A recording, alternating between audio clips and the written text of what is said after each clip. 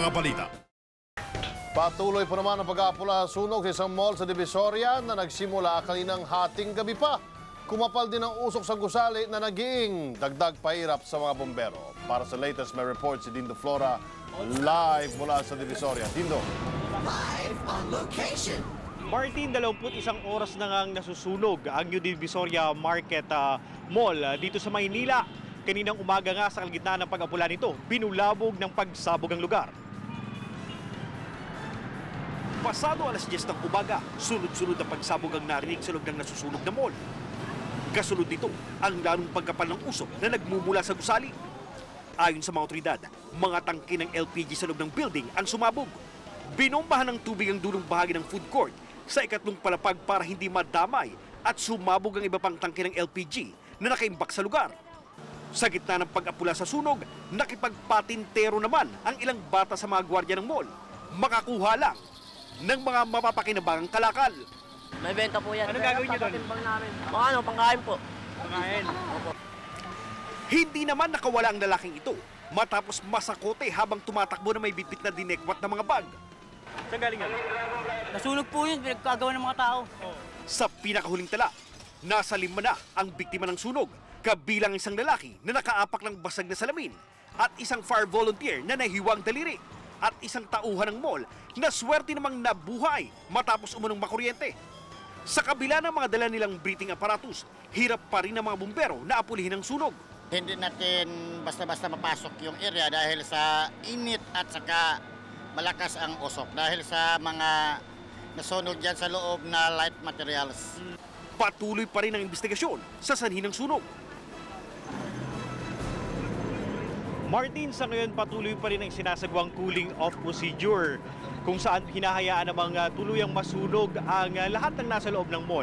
Confined fire na daw ito at hindi nakakalat o makakahawa ng ibang mall na nasa paligid. Samantala, patuloy naman ngayon na natutupok ang mall dahil rin sa patuloy na pagsunog at sinusimulan na rin naman bombahan ng tubig ang mga kalapit na gusali para hindi kumalat ang apoy. Samantala, sa pagtatala naman ng BFP, posibleng abutin pa ng 3 hanggang 5 araw bago tuluyan silang makapagdeklara ng fire out. Martin? Salamat, Dindo Flora. Samantala, sinamantala naman ang ilang mga bata at matanda ang nasusunog na Divisoria Mall. Kanya-kanya kasi sila ng hakot ng mga gamit na inilabas galing sa loob ng mall. Dahil walang pulis sa paligid, hindi na nakontrol ang mga pasaway. Naguunahan ng mga nakaabang na bata nang ilabas ang ilang paninda sa nasunog na mall sa Divisoria kanina. Sinamantala ng mga bata ang pagkakataon na kumuha ng mga payong na nakakalat sa entrada ng mall. Dahil walang mga pulis na nakapwesto sa lugar, hindi na nakontrol ang kaguluhan sa paligid ng mall. Karamihan sa mga tindahan, nagsara na. Wala rin kasing mga namimili. Delikado pa ang sitwasyon sa lugar. Matyaga namang nag-aabang ang mga nasunugan ng pwesto sa loob ng Divisoria Mall. Kataka-taka raw kung bakit hindi naagapan ng apoy samantalang malapit lang ito sa istasyon ng bumbero. Nagapan nila yan, paputok, grabe, naagapan. Pero ngayon kapraso, hindi naagapan. Ang nahabol namin yung pwesto na ibang location namin. Para kahit paano naman, malilipatan kami, may mapipwestuhan kami.